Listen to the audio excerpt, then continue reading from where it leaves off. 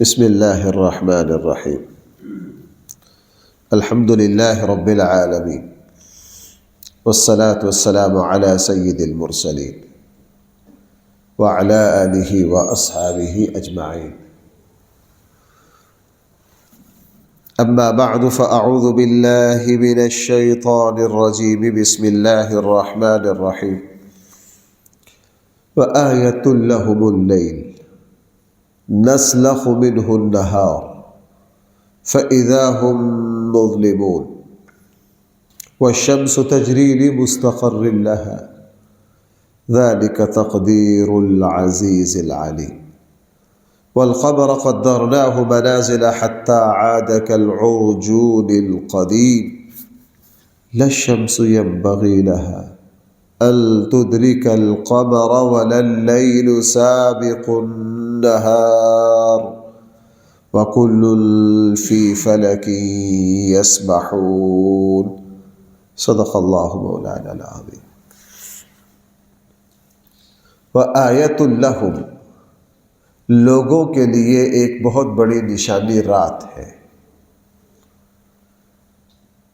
نسلخ منہ النہار، جس رات سے ہم دن کو کھینچ کر اتار دیتے، فَإِذَا هُمْ مُظْلِمُونَ، تو اچانک وہ لوگ اندھیرے میں کھڑے کے کھڑے رہ جاتے۔ لوگوں کے لیے ایک نشانی رات ہے۔ اللہ تعالی نے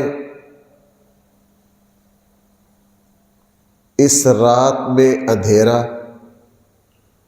پھر اندھیرے سے دن، دن سے پھر رات، خود بخود صدیوں سے ایسے ٹائم ٹیبل کے ساتھ، کبھی ایسا نہیں ہوا نہ ہوگا ہمارے پاکستان کے اعتبار سے کہ سردیوں کے دن بڑے ہو جائیں اور راتیں چھوٹی ہو جائیں، نہیں ہو سکتا۔ اللہ کا ایک ایسا نظام ہے۔ نمبر 2، اللہ تعالیٰ نے اس رات میں اپنی کائنات پر اپنی مخلوق پر ایک عجیب قسم کا آرام اللہ برساتے ہیں۔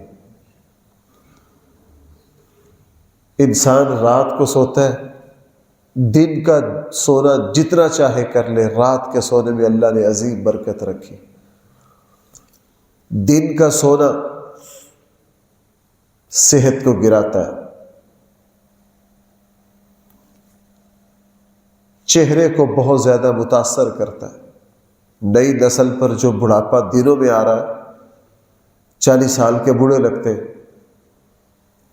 اس کے اسباب میں سے ایک سبب یہ بھی ہے، راتوں کو جاگتے ہیں، دن کو سوتے ہیں۔ اللہ تعالیٰ نے رات کے سونے میں ایک ایسی برکت رکھی کہ انسان کے دماغ سے، جسم سے، پتہ نہیں اللہ کی شان ہے۔ مجھے اس کا احساس ویسے تو ہر مسلمان کو ہوتا ہے، حج پر میں اس لذت کو بھلا نہیں سکا۔ اللہ نے حج کا موقع دیا، نیت یہ کی کہ پیدل حج کرنا ہے تاکہ اپنے ارکان اچھی طرح ادا ہو جائے۔ سعودیہ کی طرف سے سختی بھی تھی، گرمی کی شدت بھی تھی، 52-53 ڈگری، اور عصر سے لے کر صبح 8 بجے تک کوئی 25-26 کلومیٹر کا سفر بھی کرنا تھا۔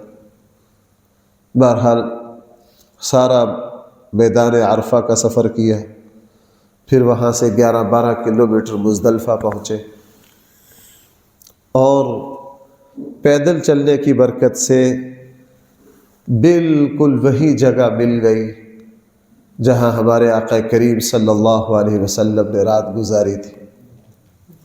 مسجد مشعر حرام کے بالکل کونے پر باغیچہ ہے جہاں اللہ کے نبی ٹھہرے تھے۔ ریت پر لیٹ گئے، آرام کرنے کے لیے 1.5 گھنٹہ تھا۔ وہ لیٹ کر 1.5 گھنٹے بعد جب اٹھے تو پچھلے 2 دن کی تھکاوٹ وہ جسم میں تلاش کرنے سے بھی نہیں ملتی تھی، تری کدھر گئی۔ یا تو مزدلفہ کی برکت ہے، یا یہ اس چیز کی برکت ہے کہ آقا کریم صلی اللہ علیہ وسلم نے وہیں کہیں 2-4 فٹ کے آگے پیچھے فاصلے پر قیام فرمایا۔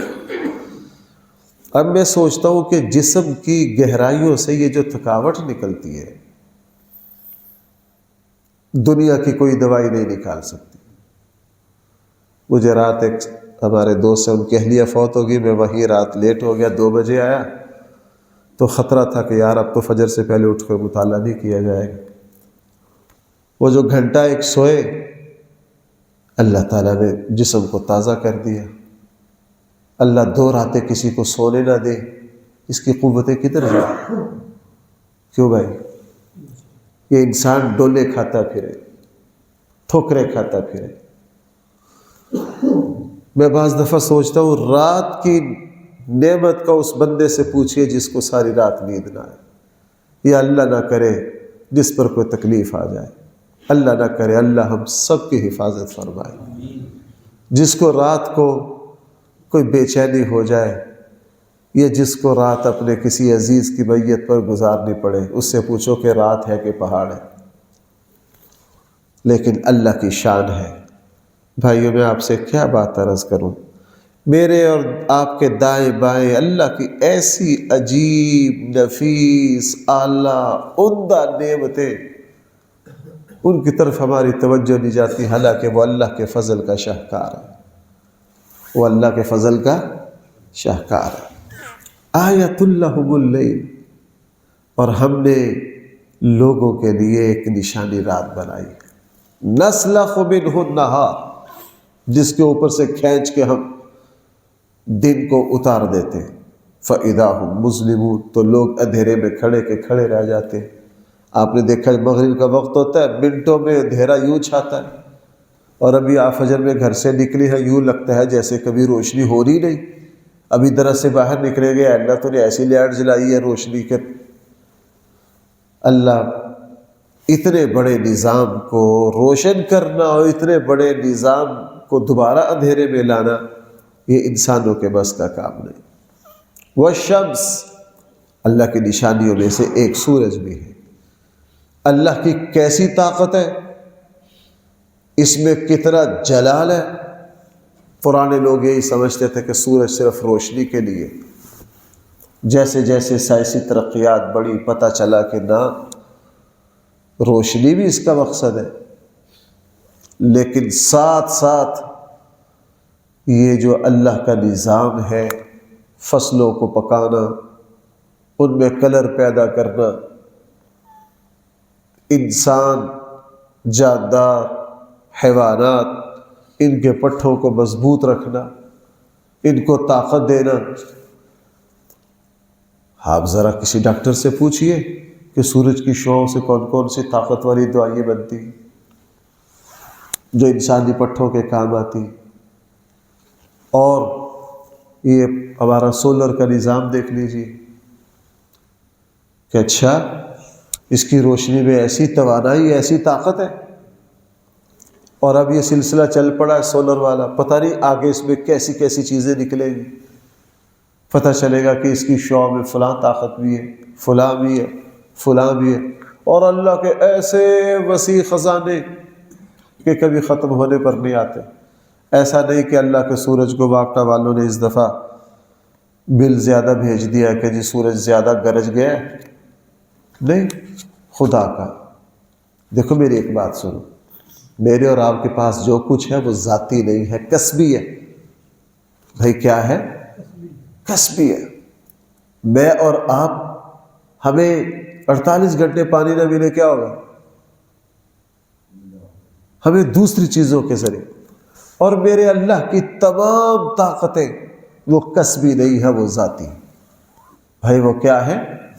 میری اور آپ کی جوانی، عمر، صحت اللہ کی دی ہوئی ہے، منٹوں میں ڈھل جاتی، اور اللہ کی ذات کا سب کچھ اپنا ہے، کبھی بڑھاپا آنے کا نام ہی نہیں ہے۔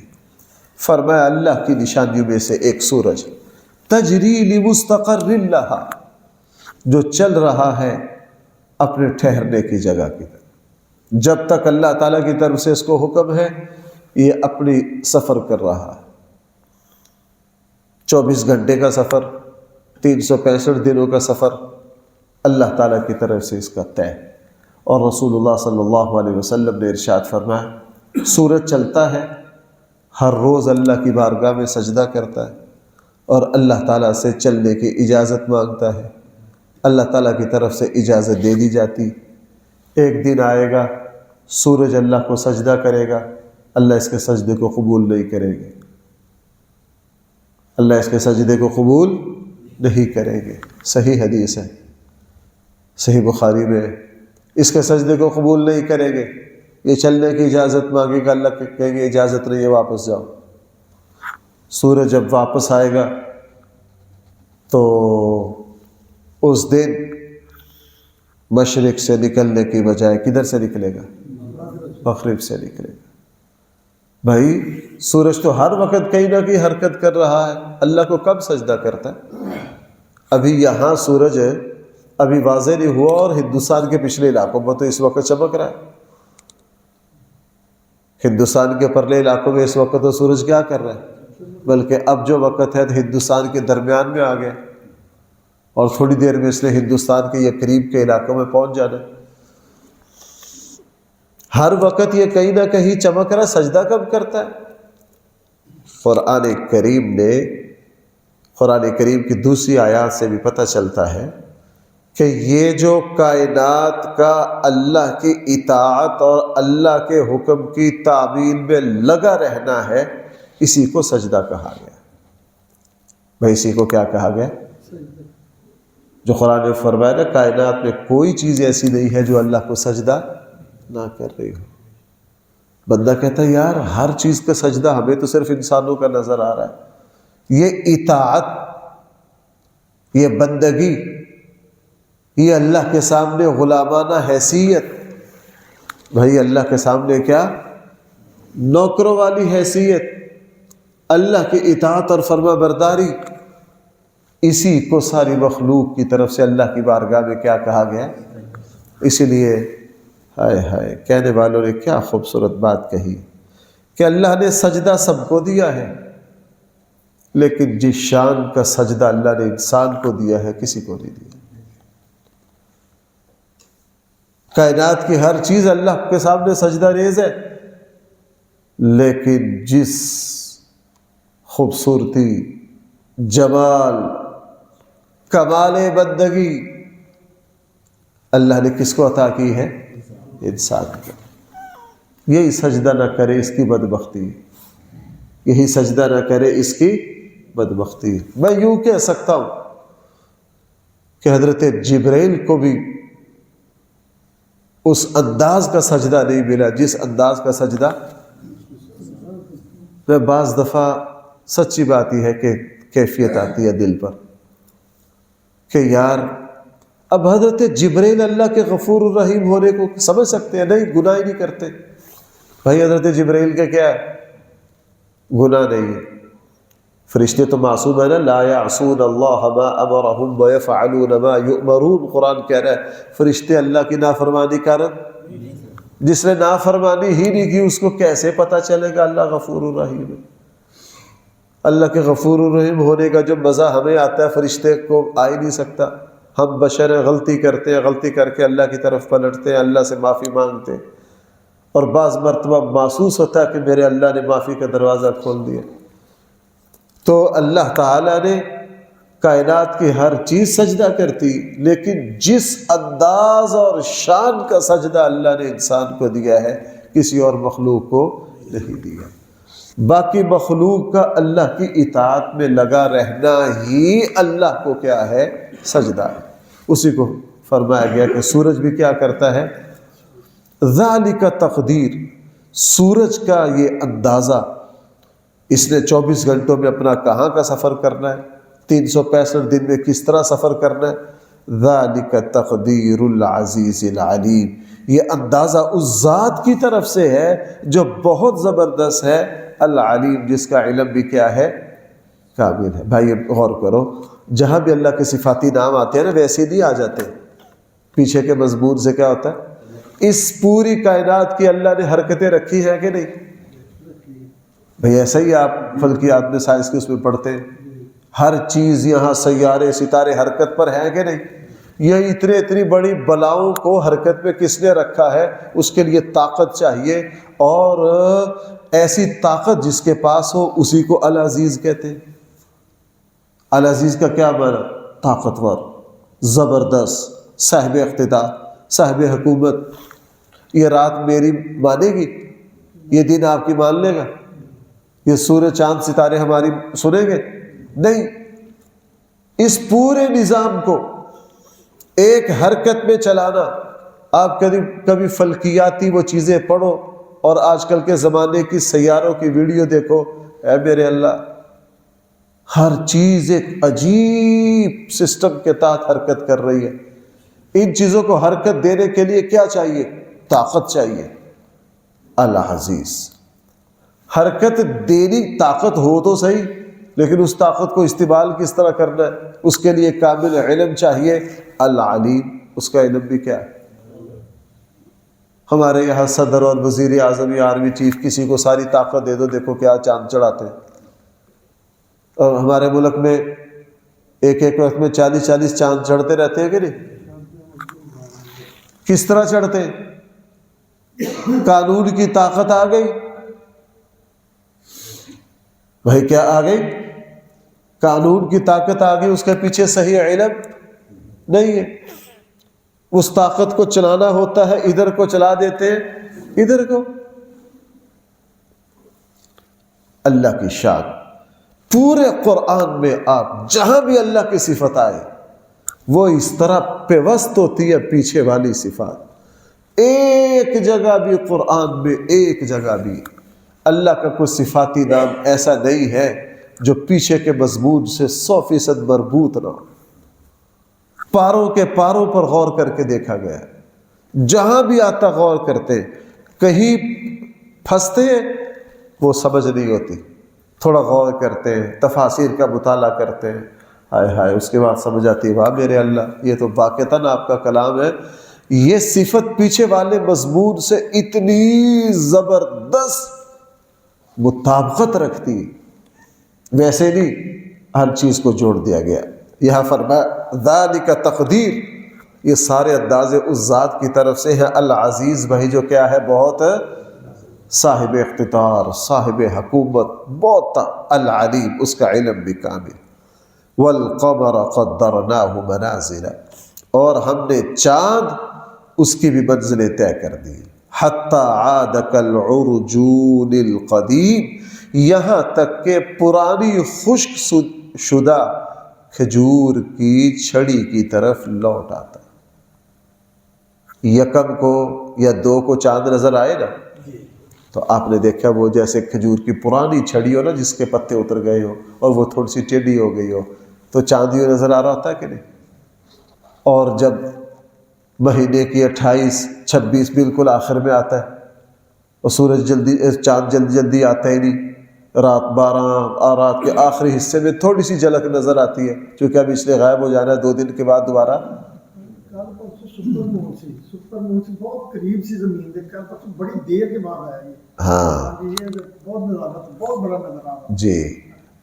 اور جب مہینے کے آخر میں آتا ہے پھر وہی کھجور کی چھڑی، کھجور کی شروع میں بھی کھجور کی چھڑی، اور بھائی آخر میں بھی کیا؟ کھجور کی چھڑی۔ قرآن نے فرمایا حتی عاد کالعرجون۔ اگلی بات یہ ہے، یہ اللہ، بھائی میری بات سننا ذرا، یہ پھر اللہ اپنے خدائی لب و لہجے میں بات کرتے، کبھی پھر اللہ کا جلال غالب آ جاتا ہے، اور اس میں پھر قرآن میں کم جگہ ہے جہاں اللہ اپنے روب براتے ہیں۔ آگے فرمایا للشمس ينبغي لها، میں یوں ترجمہ کروں، نہیں ہے اوقات سورج کی یا چاند کی، ان تدرک القمر، کہ ایک دوسرے کو کراس کر جائے۔ للشمس ينبغي لها، نہیں ہے اوقات سورج کی، ان تدرک القمر، کہ چاند کو پکڑ لے، اور نہیں ہے اوقات رات کی، سابق النہار، کے دن سے آگے نکل جائے۔ کسی کی مجال ہے؟ وَكُلٌّ فِي فَلَكٍ يَسْبَحُونَ، ہم نے جس کو جس راہ پہ ڈالا ہے سب اپنی اپنی جگہ تیر رہے ہیں، سب کیا کر رہے ہیں؟ اپنی اپنی جگہ تیر رہے ہیں، کسی کی کوئی مجال نہیں ہے۔ اس عزیز کا دبکہ ہے، اس کا روب ہے، اس کی طاقت اور اس کا جلال ہے کہ کسی کی مجال نہیں ہے۔ باقی انسان کو جو تھوڑا بہت دیا ہے نا اونچ نیچ کرنے کا، یہ تو اللہ نے حکمت کے تحت اختیار دیا ہے، وگرنہ وہ اللہ اپنے جلال کا ایک دبکہ مارے، بھائی بھینس اڑ سکتی ہے؟